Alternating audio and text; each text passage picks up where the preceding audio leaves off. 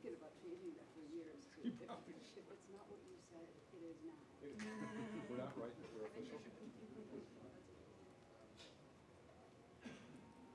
Heat staff, an Indian referee took the ball to it, and no one else tried to ref his questions. And the staff crew said, we're not going to be official. And the referee came out. They got street guys looking at him. That's a reason. Did it just come out like that? I think they had been, They I like, had never didn't heard it mean it? before. I It think, just came out? no, I think they'd been using it internally for years, and then it just became, well, this is what the guys asked enough to make it official.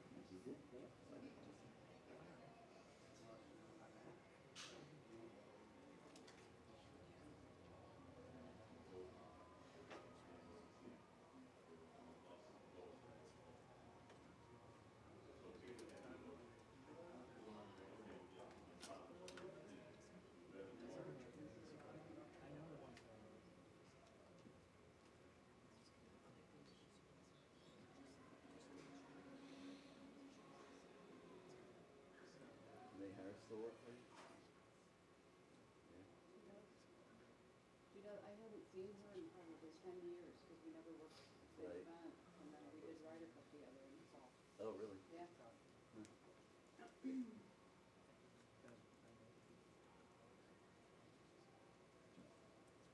She's still living down here?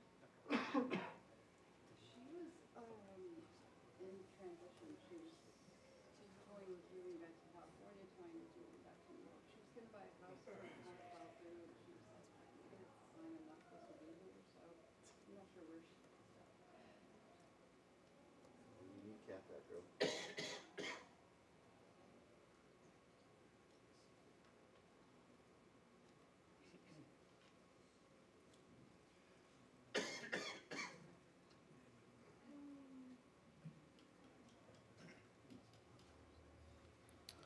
I'm going to run through a couple logistical items. We are working to get my aim in here as quick as possible. But a couple reminders, if you haven't already, please go ahead and silence all electronic devices. ASAP will once again be providing the transcripts from tonight's press conferences. And following the introductions, we will go ahead and have an opening comment from Coach Cristobal, and then we will open it up for questions. We have a couple microphone holders on either side, and let us make sure we get the microphone for you. Please give us your name and affiliation, and we'll get through as many questions as we can.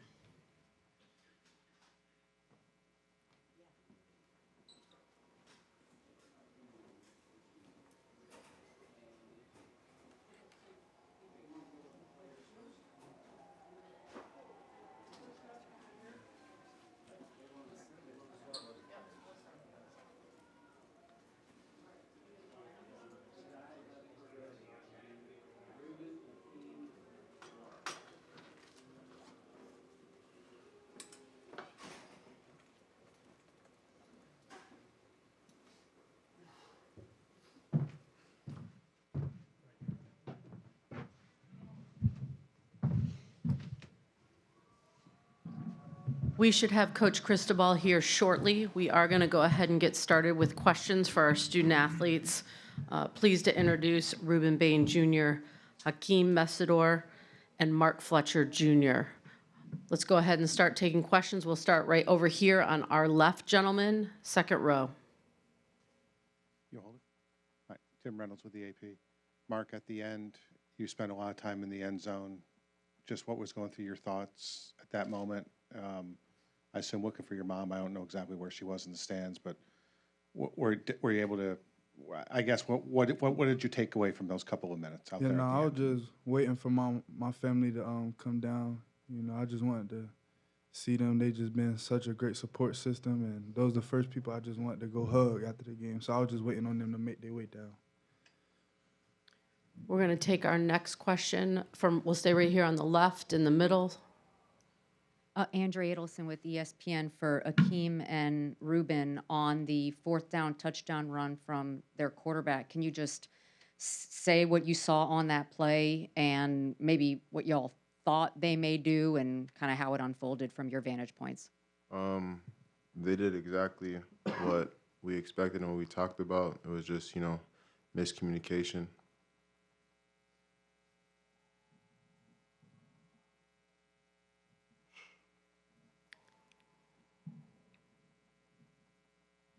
Come down here in our very front row to our right. Gary Furman, CaneSport.com. Ruben and Hakeem, you guys had a season this year unlike many defensive end duos have had in college football. What memories will you take with you as you move on to other things?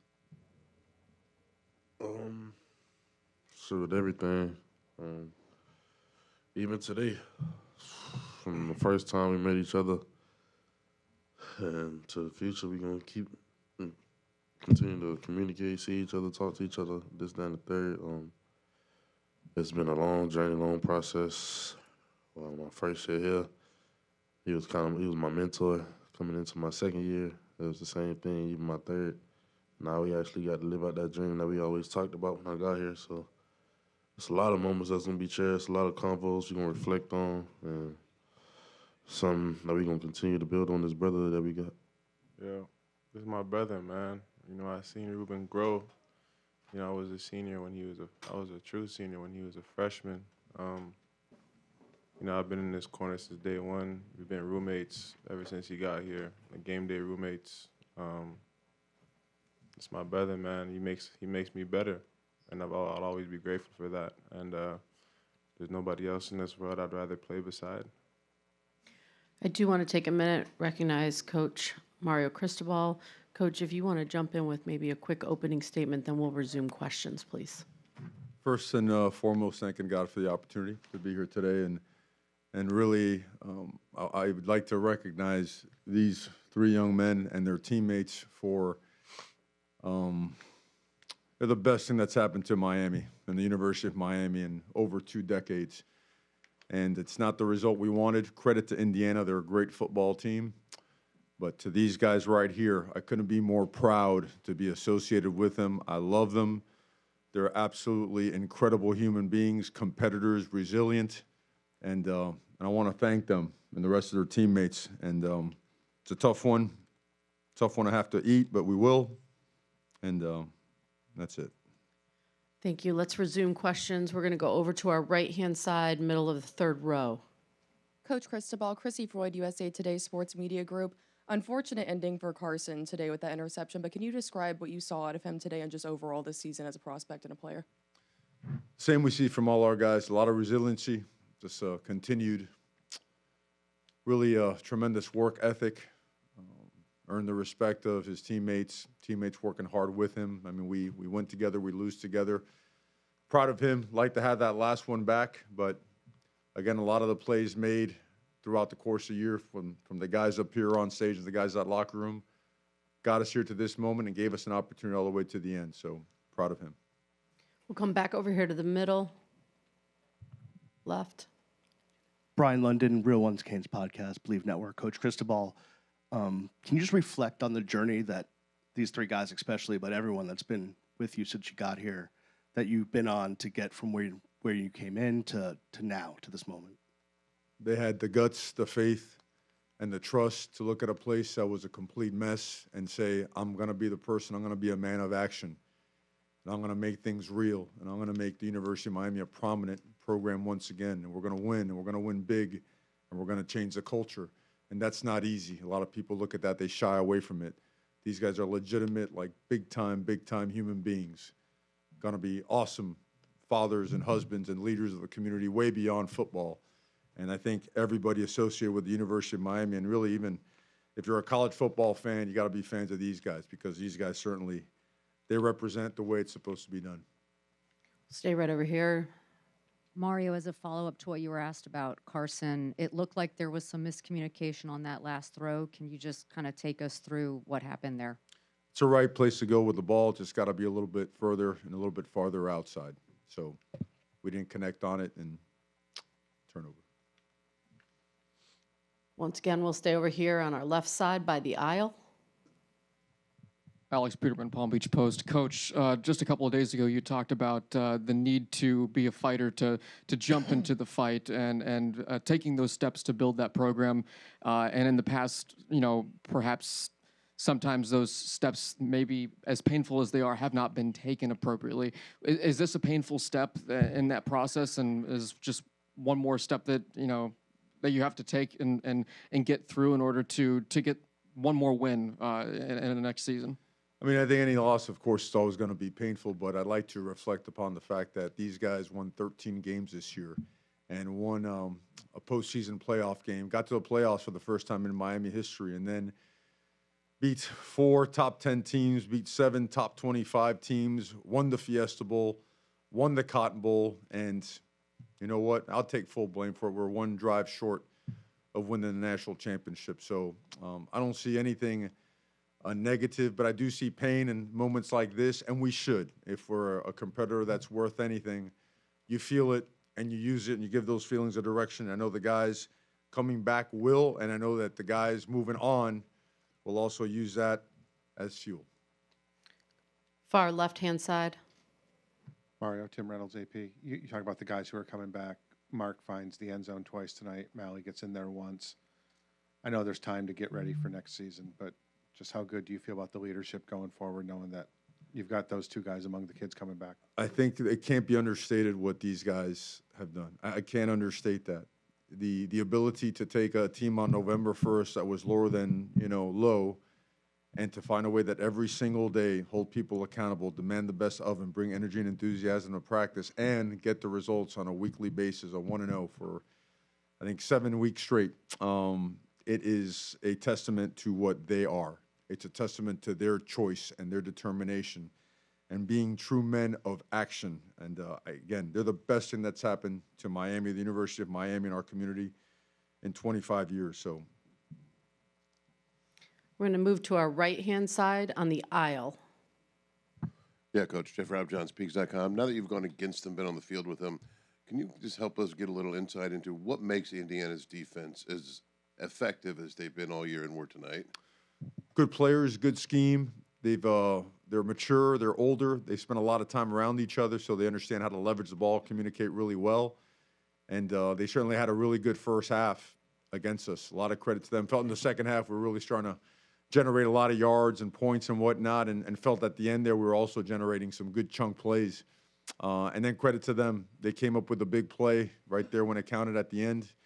But they're a very well-coached operation, very high-end players. You know, I know that, you know, sometimes we lose sight of the fact that guys develop. They've been developed well, both at James Madison and here. And, again, credit to them. They won the game. Come back down here on our left-hand side. Andrea? Mario, you mentioned players using what happened tonight as fuel, knowing how much you have put in. How much will you use this as fuel as you move forward to try and get a championship for Miami?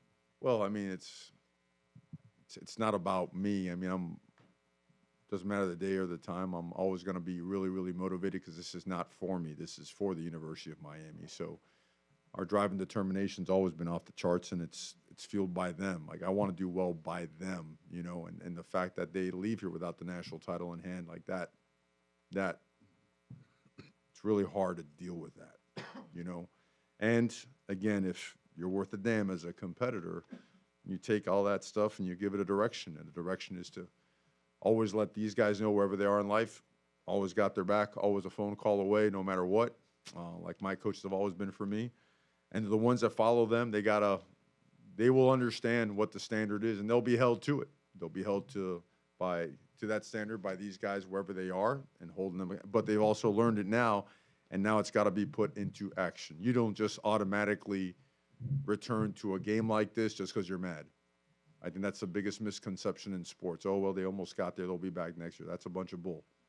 You got to apply all the lessons learned. You've got to improve as from a roster standpoint, a regimen standpoint, discipline, everything, and move forward. And these guys have set the standard to help us get there. Any final questions? We'll take one last one from right down here. Go ahead, Andrea.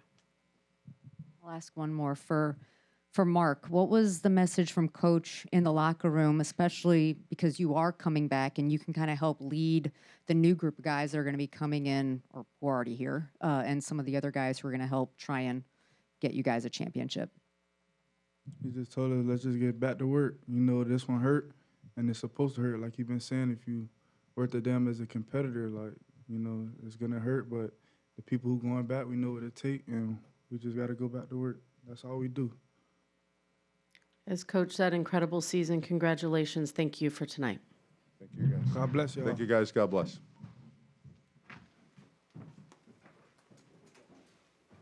Thank you. I'll get an update momentarily.